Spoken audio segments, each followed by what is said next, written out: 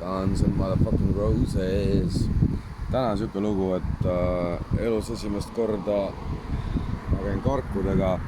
Harjumine võttis natuke aega, sest esimest korda elus juhin karke.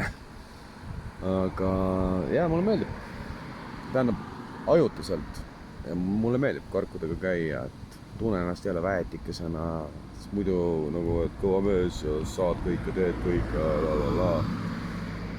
Aga mul juhtus jah väike õnnetus, see ei olnud isegi õnnetus, see oli 2 nädalat laminaadi paigaldamist. Ja see töö ei sobi mulle, ma võin talv läbi paksult lumes suuri jämedaid palke tassida ja mitte midagi ei juhtu terve talv läbi. Aga 2 nädalat mingi laminaadi paigaldamist ja jalad on kanged, 2 nädalat jalad nii kanged, et venitused ka ei aita. Ja siis eile õhtul lihtsalt, ma tean, et ma ei oska jalgrattaga tagaratta peal sõita. Ikka vahest proovid natuke nokka rebida ja vaadata, mis toimub. Tõmbasin kohe üle ja mitte midagi ei juhtunud, lihtsalt sadulast maha, jalad maha. Aga kangete jalgade jaoks see liigutus, vähemalt ühe jala jaoks, vasaku jala jaoks, see liigutus oli nii äkiline, et ta sai kannatada. Ja alguses ei olnudki väga hullu, et valu oli sees, sõitsin veel rattaga natukene ja pärast kodus kõik okei, aga nii kui magama läksid, mul oli nii valus, et ma ei saanud üheski asendis olla. Peaaegu, et nutsin kogu aeg, ma ei saanud mitte kuidagi olla. Ja nüüd ma olen karkudega ja siuke huvitav efekt on, et kui oled terve, siis vaatad, ma ei viitsi seda ja toda teha. Ja nii kui oled natukene liikumisvõimetu, siis nagu, oi, ma tahan seda ja toda teha ja la, aga see kõik on nii raske, et sa ei saa nüüd teha. Okei, lõuatõmbeid saab teha. Kui mul on kõik korras, teen mõned lõuatõmbed, siis nii kui oled karkudega mingi vaevu liigud, siis on nagu, ma lähen ja teen nagu, oi, ma tahan seda teha, ma tahan toda teha.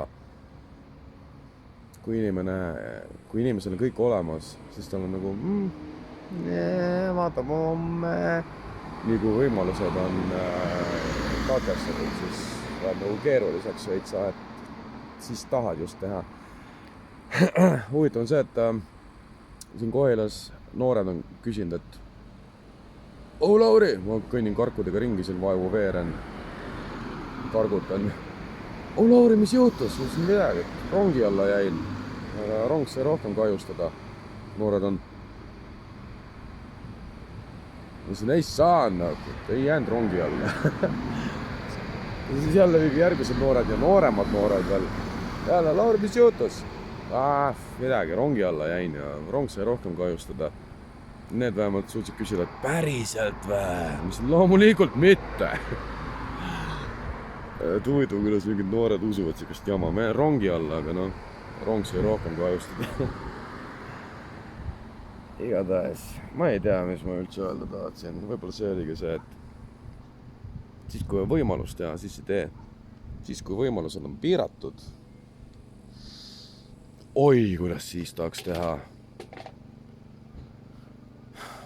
Teeks iga päev, igal võimalusel teeks midagi. Seda ma ütlen ise endale praegu. Võib-olla jõuab kellelgi teisele kohale see. Aga muidu on suht tore tunda ennast